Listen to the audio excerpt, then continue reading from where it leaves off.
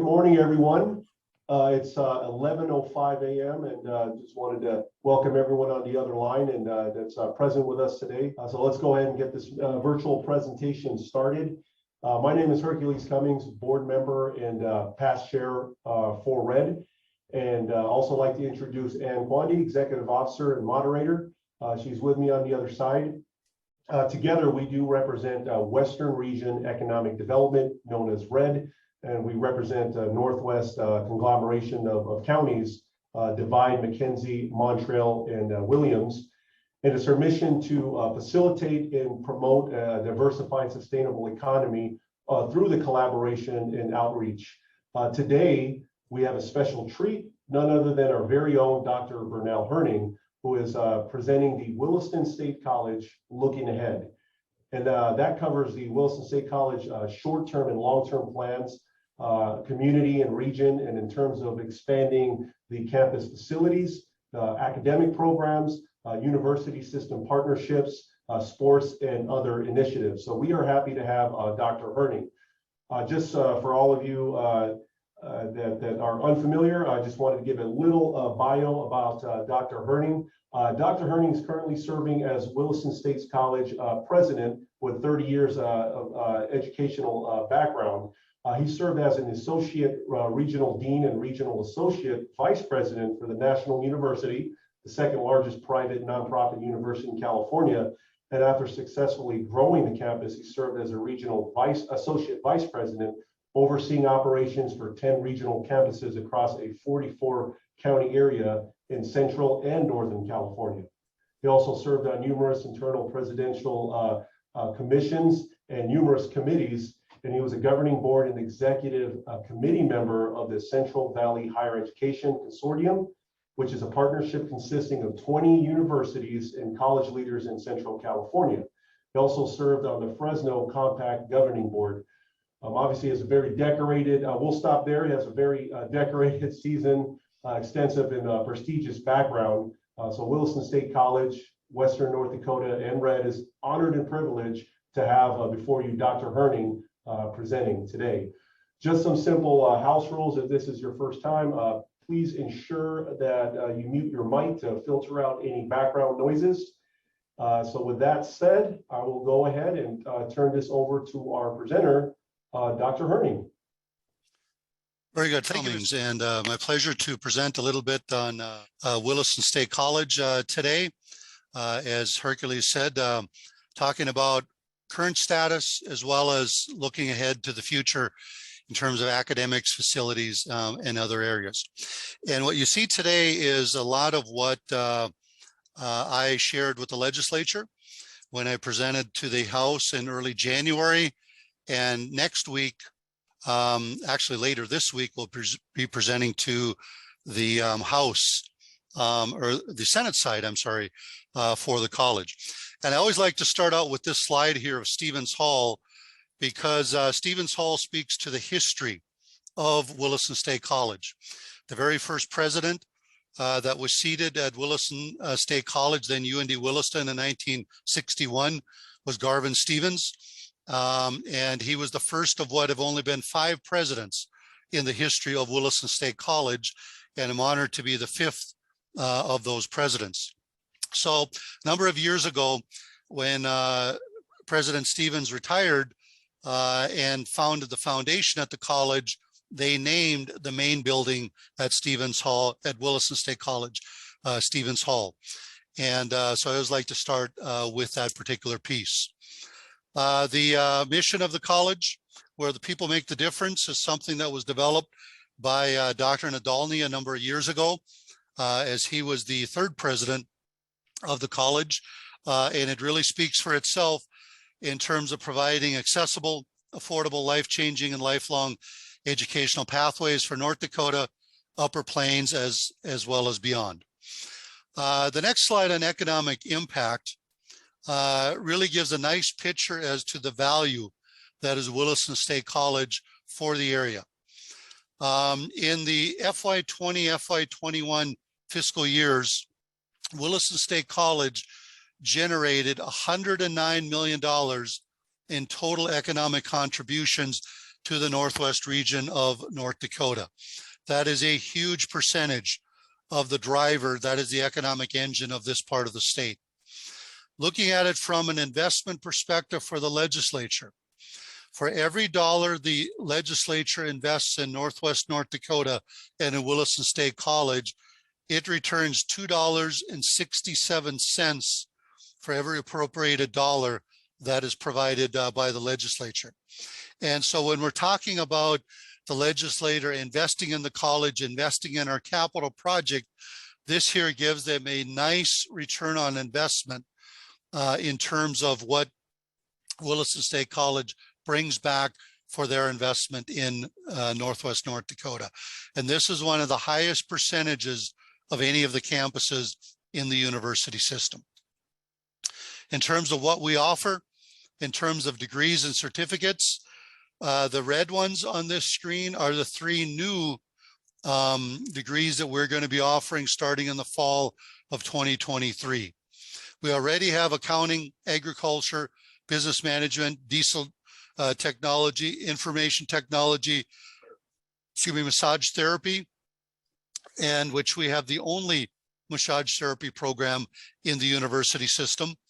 Nursing, which is one of our biggest programs, petroleum technology, sports and rec management, then welding.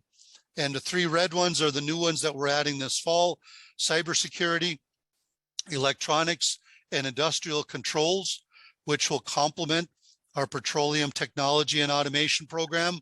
And then the 3rd new program is going to be Internet of Things. And if you're wondering what the heck is Internet of Things and what does that do, it is really a program that will teach students to work with servers that talk across platforms. So for example, if there's a central server that speaks to your washer and dryer, speaks to your home security system, speaks to the security system in your business, this is what connects all of them together, is Internet of Things. So it allows servers to speak and communicate across platforms in a variety of different ways. And so that's what Internet of Things is in terms of the new program that we're adding for the fall. In terms of the big 3, so to speak, legislature always likes to ask, what are the 3 big programs at the campus? Number 1 are the general AA programs for transfer.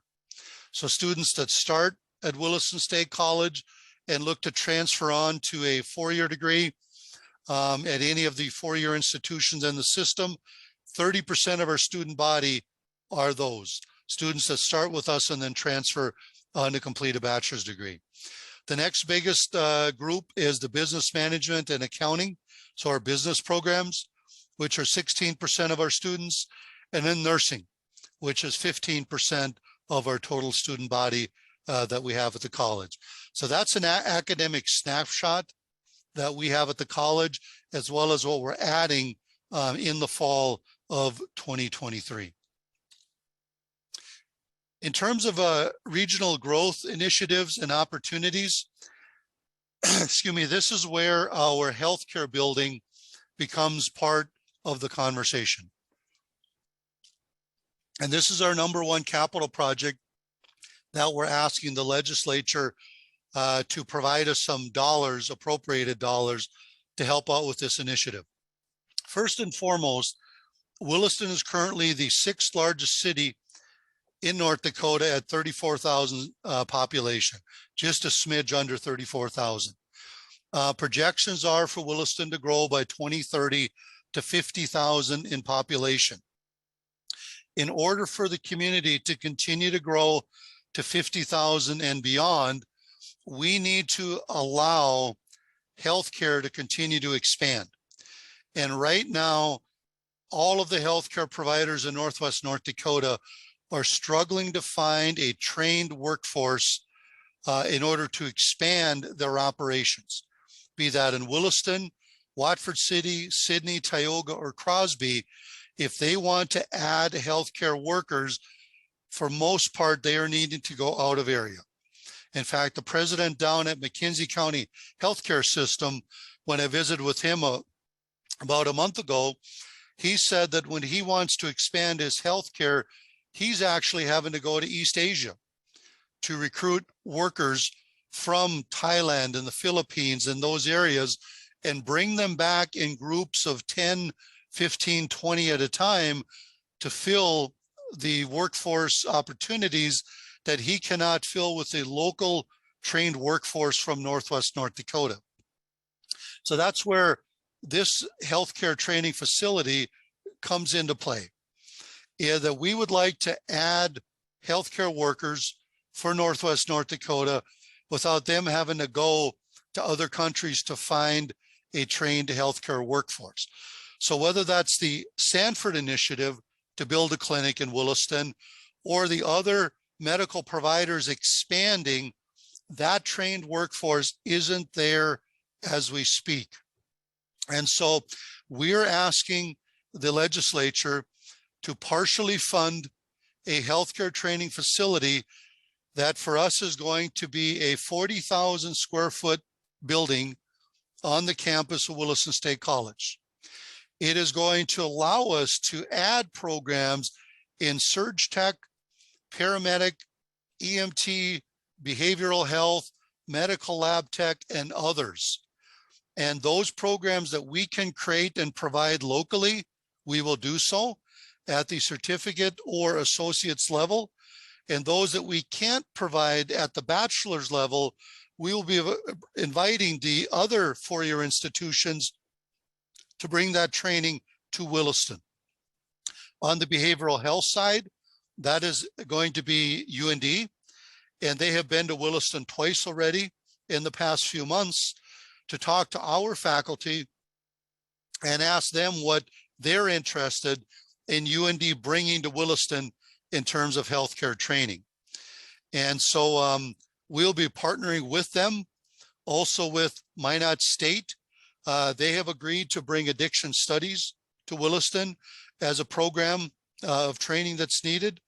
And then also Valley City, Mayville, Dickinson, UND, and NDSU, all of those will be invited to bring programs to Williston, either in person or by distance ed, to provide the trained workforce that's needed for the healthcare providers to expand their training and their workforce in Northwest North Dakota. And in doing so, I met with all of the healthcare providers in Northwest North Dakota, and every single one of them, be it CHI, Trinity Health, Chatter, McKinsey County in Watford City, Sydney Healthcare Center down in Sydney, up in Crosby, as well as in Tioga, they all provided a letter of support to have Williston State College pursue this healthcare training facility and add these healthcare training programs in the very near future. And so on the House side of the equation is where we started. They said yes to the building, and they said yes to this healthcare training. And so the House side of the equation provided a larger contribution to this building than we had asked for. For example, we had asked for the legislature to appropriate $26.6 million in state appropriations for this building. On the House side, they increased our ask from 26.6 to 34.8 million. And so that reduced our requirement from 10 million down to 1.85 million. And as we sit here, we already have that money and then some in the bank from the foundation to provide funding that's required locally to make that happen. Now, this week we present to the Senate side and see what the Senate has to do and what the Senate provide in terms of funding from their side of the equation. And so we'll see on Thursday when we present to them, and then when they deliberate, see what they provide, and then it'll most likely go to conference committee, and they will iron out the differences between the two. This is what the building would look like in terms of the new healthcare training facility on the campus of the college. This is looking at the building from the south, and this building would be located on the east side of the dorm, right in the middle of campus. So to the left of this building is what would be Frontier Hall. And then this building here would be 2 stories, 40,000 square feet, and it would include the nursing program, which would be located on the right 2/3 of this building. And on the left-hand side of this building, where the W is located, on the first floor, that would be the massage therapy program. And on the second floor, right behind the W, that would include a 200-seat auditorium that is sorely needed on the campus of the college. And so the second floor of that western end would be the auditorium. The first floor would be the massage therapy part of the building. And then the right 2/3 of that, the glass area, all the way to the end, would be the surge tech area, the nursing area. The paramedic bay would be located on the east end of this particular building, as well as behavioral health, the paramedics, and the medical lab technician, and all the other programs that we'd be looking to bring. Everything that we will be adding, as well as the nursing and the massage therapy, will fill this building on the first day that it opens up. We've accounted for every square foot of space in this new building. And then on the space that nursing and massage therapy would be vacating, we would be adding new programs such as psychology, criminology, and a variety of other programs, as well as athletics expansion to fill in that part of the building. So that's what Nick Lippert has put together as an initial design for this particular building. The other project that we have on campus, in addition to the healthcare, would be a turf project. And right now, our teams are having to travel to Montana, South Dakota, Nebraska to play games because it is not conducive to play until somewhere in May in terms of baseball and softball. And so the foundation is working on a project to build a $7.3 million upgrade of our baseball and softball complex at the college. It'd be 100% private funds. And this is what the new facility would look like in terms of baseball and softball. On the left would be your baseball field, and the entire infield and outfield would be prescription turf. And then over on the right-hand side, that would be the softball diamond. And that would also be fully prescription turf. And then the little green square up here in this area, that would be a practice infield for both softball and baseball, what they could use to do some infield practice and things like that. In addition to that, the gray area that you see between the two fields, that would be concrete, and that would be a walking and a viewing area for baseball and softball, and would also include a concession stand, a ticket booth, and a couple other nice little items that we would be adding in that particular area. This is what it would look like from overhead. The top left-hand quadrant is the overview of the baseball diamond. The right-hand side would be the view of the walking area and viewing area between the two diamonds, between baseball and softball. The bottom right-hand would be a different view of the baseball and softball, and the bottom left would be the practice area that we would be adding for baseball and softball. Notice also that we would be adding lighting to the complex so that we could have nighttime games. And then in the summertime, when the high school and the Keybirds are using this facility, they would be able to play night games because we would have lighting and also an increased or an improved grandstand for both the baseball and the softball. So total cost of the project is 7.3 million. Just the turf for the two fields with nothing else would be about 2.2 million. And so foundation is currently working on raising the monies for that particular project. The next slide, community connections, it just lists all of the different areas and the different connections we have with the college and the region. It starts with the CTE expansion, where we're looking to connect with Watford City and Williston and the Great Western Consortium in terms of CTE expansion, the turf project, the hockey power play, which is a project that, as many of you know, has increased from 20 million to somewhere close to 50 million. And so that's going to be a heavy lift for the area. Also the childcare project that is starting work on March 13th here on the campus. Other projects with the small business development, job service, hosting job fairs on the campus, Williston Rotary and Boy Scouts meeting on the campus, Train ND, and the connections they have with the chamber, and then the marketplace for kids that we will be hosting here in April, where 1,200 different kids will be coming to campus to do some workshops. The 2+2 agreements and partnerships that we have, Digital Academy, we have, the first bullet, we will have close to 30 agreements by the end of June with Mayville State, Valley City, Dickinson, Minot, UND, NDSU, and Mary, which is the newest one that is coming to the game, so to speak, in terms of 2+2 agreements.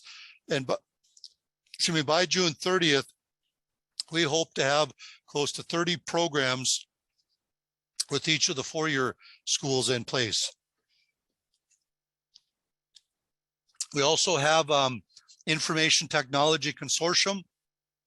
That includes Williston State College, Lake Region, Dakota College, Botno, Turtle Mountain Community College, and Minot State. They are part of the IT consortium.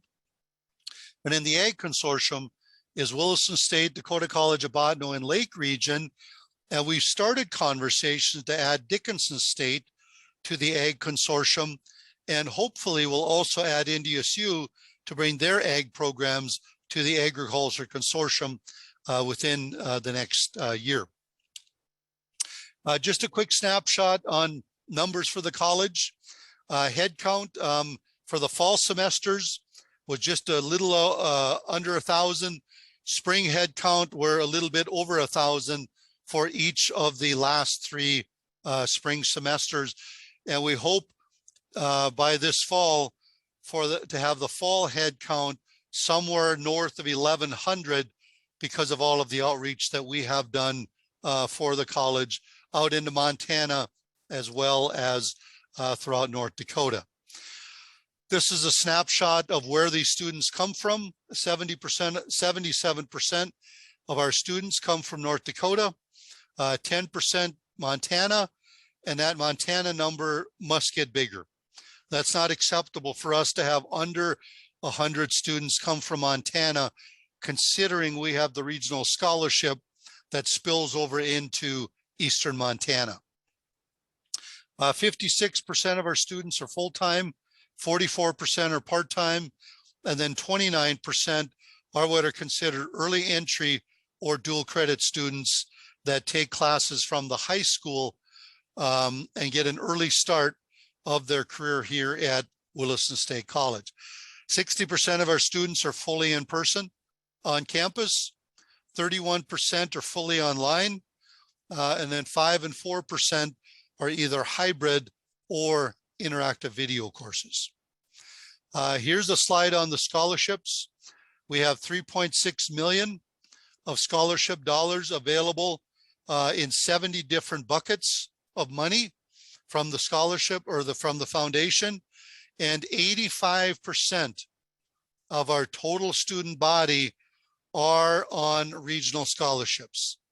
That means that they will receive 100% of their tuition and fees paid for as long as they are pursuing a 2-year degree from Williston State College. We also expanded the regional scholarships to include part-time students that are pursuing an associate's degree, and also including fully online students, which never used to be included before. So that is a snapshot of those particular dollars. And then the challenge grant dollars, that is being expanded by the state legislature, whereby in the past, it only allowed us to use it for scholarship money. We are now going to be able to use it after this legislative session to also fund startup projects for faculty and new programs. So when we build the healthcare building, we will be able to use challenge grant dollars to hire additional faculty and use for startup costs for new programs such as surge tech, such as paramedic, such as EMT, and other programs. Prior to this legislative session, you could not use challenge grant money for anything other than scholarships. Now we'll be able to use it for a variety of startup costs, including for building costs, if we choose to do so. And it's up to the donor what they want the money to be used for. And that's something that's brand new. In the past, it had to be used for scholarships. Now the donor decides what they want their monies used for in terms of providing them to the college. So that's a brand new twist that all colleges will be able to tap into once the new legislative session finalizes that at the end of April. And then the second to last slide, it just kind of gives a snapshot of how many faculty and staff we have at the college. We have right at about 100 total faculty and staff. We have about 30 full-time faculty, about 25 to 30 adjunct faculty, and then staff between Train ND and the college. There's a total of 70 staff, about 30, 35 of those Train ND, and about 30 or 35 of those from the college specifically. And that takes us to the end. With that, I will open up the mic and field any questions any of you have about anything I shared in terms of the college or the healthcare initiative or the new healthcare or anything else.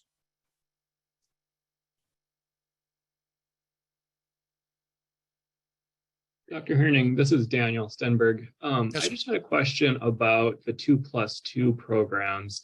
Like, do you have to have at least 2 students sign up in order to offer? I mean, will UND be, I mean, if like for petroleum or something, will they be sending an instructor here? Will it be online? And what does Williston State College provide? Is it like the meeting room or something, or how can you just explain that a little bit more? Yeah, it'll depend on the type of the program. Some of the programs that we will, the 4-year schools, will be able to be fully done online. Like the business programs, for example, those could be 100% done online. In terms of the programs that can't be fully done online, we're going to invite the 4-year schools to bring that training in person to Williston. And if they can't bring a faculty member live to Williston, at a minimum, deliver the training through distance ed or interactive television, where there's a live instructor teaching to the students through Zoom or through Teams, just as if they would be standing in front of them in the classroom. In terms of number of students, that's going to be up to the 4-year institution. We're going to provide all of the first 2 years that's required, the freshman and sophomore level of training. That's going to be 100% delivered by Williston State College, either in person or online to our students. Then years 3 and 4, it'll be up to the 4-year institution to enroll those students and determine how many students they require to run those classes. And again, it depends on from program to program. They will determine the class size that they're going to require for that. There is a possibility that some of the engineering programs, because of the labs that they require at UND, will require them to go to Far or Grand Forks for a semester and do one semester of the program in person at UND. But that's something the students will know at the very beginning of the program, if and when they will need to relocate for a semester or two. But that's going to be part of the advising experience up front. So if a student says at the very beginning that they want to do chemical engineering from UND, they would then be advised on years 3 and 4 as to what that looks like. They'll be connected with an advisor from UND, and they'll get a snapshot of year 3 and 4, whether or not that's going to require a relocation to UND for any part of that in the 3rd or 4th year, or if they'll do a distance ed, or if they'll bring an instructor here to Williston State College. So again, depends on the program. Our preference would be the year 3 and 4 be done either in person here or at a minimum online or distance ed here, but it'll depend on the program. Thank you. Appreciate it. You bet. Other questions?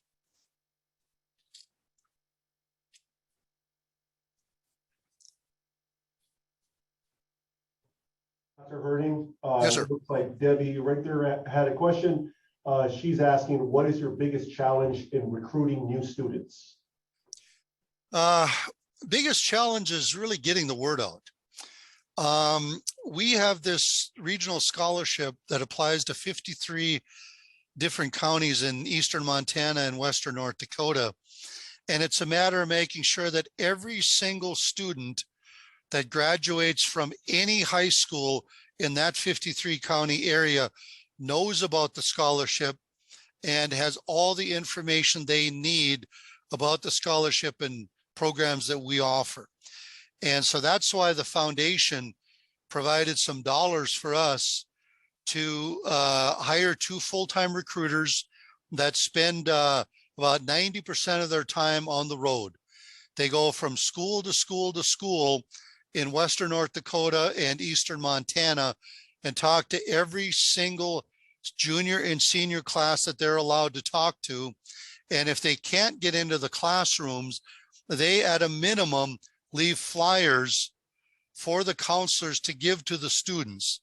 So there's one senior student that can graduate from this 53 county area that says, I haven't heard about these scholarships. I wish I would have known about these scholarships.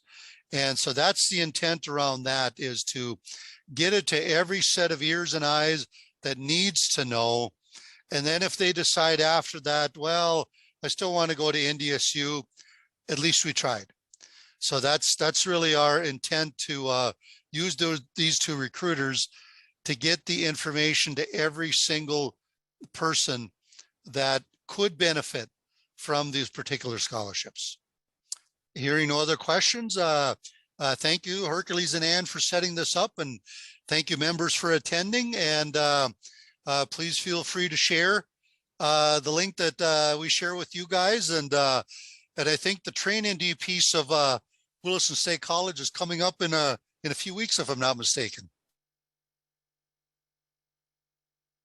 Yes, that is correct. Well, going once, going twice. We're kind of at the tail end of the presentation. I'd like to reserve this time for any last minute questions. All right, hearing none. Well, just want to thank you all for joining us. We want to respect your time. We're hopeful that you found extreme value, insight, and benefit from this presentation. So thanks again for everyone engaging and participating. As you can see, there is a lot of progress, activity and growth, and initiatives underway with Williston State College.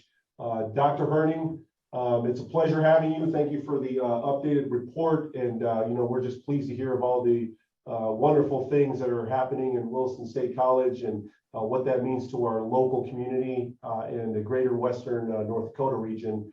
And hopefully, you know, we look forward at some point to a future progress update. Finally, stay tuned for our upcoming presentations. And I'll just quickly highlight just a few presentations. We do have Kenley Nebeker from TrainND Northwest on April 11th. And that's followed by North Dakota Petroleum Council, Ron Ness, the Executive Director, giving us an update on the oil and gas industry. And May 19th, we do have Ryan Nunn, who is the Assistant Vice President for Applied Research Community Development, representing the Federal Reserve Bank of Minneapolis. So that'll be an update to the economy with a focus on the job labor. And then we'll end it there with Rich Garman, Economic Development Finance Director, representing North Dakota Department of Commerce on May 19th. All these events are posted on our website. So again, I want to thank you all for being present to this, to hearing Dr. Bernell Hirning. It's always a high pleasure and privilege to have him present. And thank you all. I am tuning out. Thank you again. And Dr. Hirning, thank you once again. It's a pleasure. Yeah, thank you.